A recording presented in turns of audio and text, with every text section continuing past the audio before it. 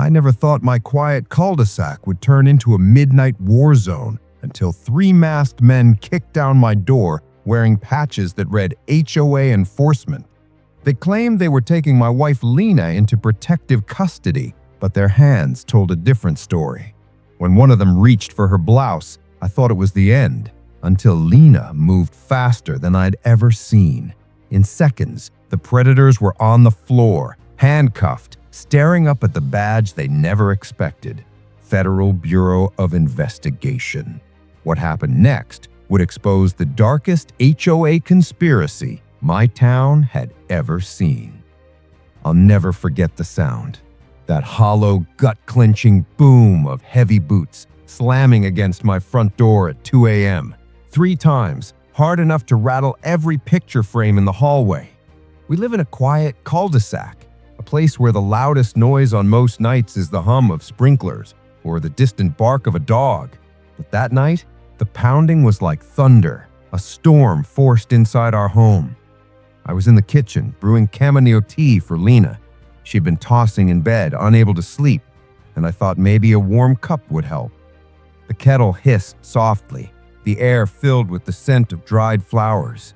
Then came the crash, one last strike that blew the lock apart and sent the door flying inward. 3 figures stormed in.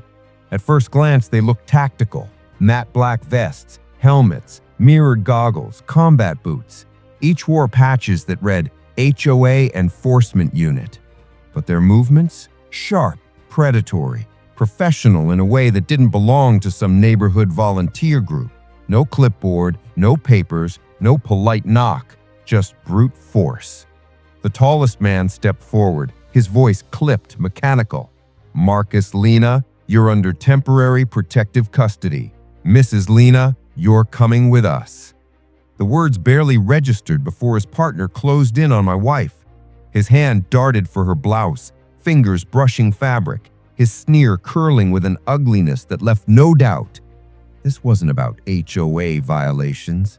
This wasn't about rules. This was about something darker. My mug slipped from my hand and shattered against the tiles. Adrenaline roared through my veins as I lunged, but the other 2 men shoved me back. I slammed against the wall, breath knocked from my lungs. One pinned me there while the second dragged Lena toward the living room. Her eyes flicked to mine, calm, steady, but carrying a silent warning: don't panic. The third man, leaner and younger, smirked as he yanked at Lena's blouse. "We just need to make sure she's safe." The knife edge in his tone told me everything. My fists clenched around nothing. My throat burned with helpless rage. Then, Lena's voice, steady as stone: "That's enough." She twisted free in a blur. A palm strike snapped the tall man in half, air rushing out of his lungs. She spun, swept low, and the second man hit the ground with a dull thud. For a second, I froze. I'd never seen her move like that. Fluid, precise, trained. And then I saw it. The badge clipped to her waistband, glinting in the dim hallway light. FBI. The room froze. The 3 fake enforcers stared, disbelief etched across their faces. Their confidence cracked, fear creeping in. I stumbled forward, chest heaving, as Lena squared her shoulders. The ringleader gasped, hand pressed to his throat where her strike had landed. His partner scrambled, yanking a cheap knife from his vest. He lunged. Lena anticipated it. She sidestepped, seized his wrist, and twisted until the blade clattered to the floor. His scream pierced the air before she cuffed his hands behind his back, using the plastic restraints she ripped straight from his own vest. The third man reached for a radio, a desperate move for backup. Lena's boot slammed into his knee, buckling it sideways. He crumpled. Before he could recover, she drove him face first into the console table, pinning him with a forearm across the jaw. Her voice rang out, calm, implacable. "FBI, you're under arrest for attempted sexual assault, racketeering, and impersonating federal authority." Silence fell like a hammer. For the first time since the invasion began, I could breathe. I rifled through their gear with trembling hands, What I found made my stomach churn. Forged HOA credentials, burner phones filled with surveillance videos of half the neighborhood, court look-alike subpoenas listing names of neighbors, families we'd known for years, and scrawled in red ink across the documents, Phase 2, Compliance Removal. This wasn't random. It was organized. Lena called backup on her secure line, her voice clipped, professional. Within minutes, the wail of sirens echoed down our street.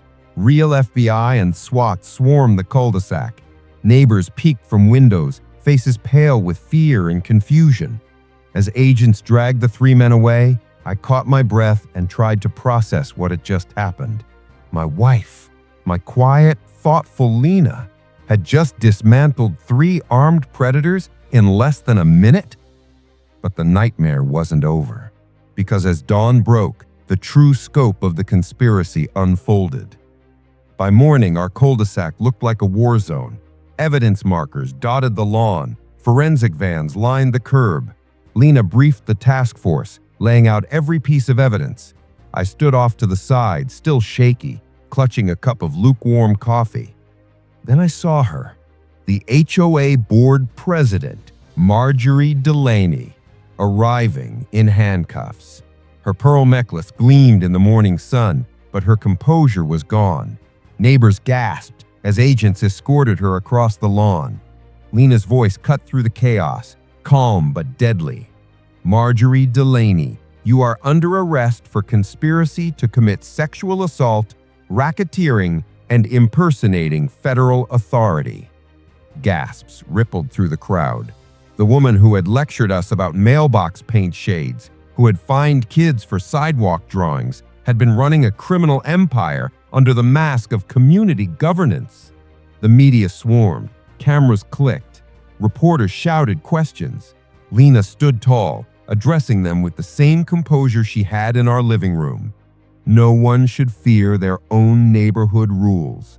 Authority must be accountable. This was not an HOA. It was organized crime hiding under the banner of community. Behind her, families clutched forged subpoenas like weapons that had been turned against them. Mothers wept, fathers clenched fists, elderly neighbors shook their heads in disbelief. And me? I just stood there, watching my wife dismantle not just 3 predators, but an entire criminal network. That evening, I found Lena on our porch swing. Twilight wrapped around us, soft and quiet, a world away from the chaos of the night before. I sat beside her, pulling her close. For the first time in hours, I felt her shoulders relax. Streetlights blinked on, neighbors waved shyly from their driveways. A few even came by offering thanks, baked goods, flowers. One elderly couple handed us bottled water, tears in their eyes. The word hero floated around, but Lena just smiled softly and said, I was just doing my job. I looked at her then, not just as my wife, but as someone I'd underestimated, stronger, braver, sharper than I'd ever known.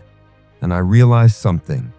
When darkness knocks at your door in the dead of night, the sharpest defense might just be the one you never saw coming.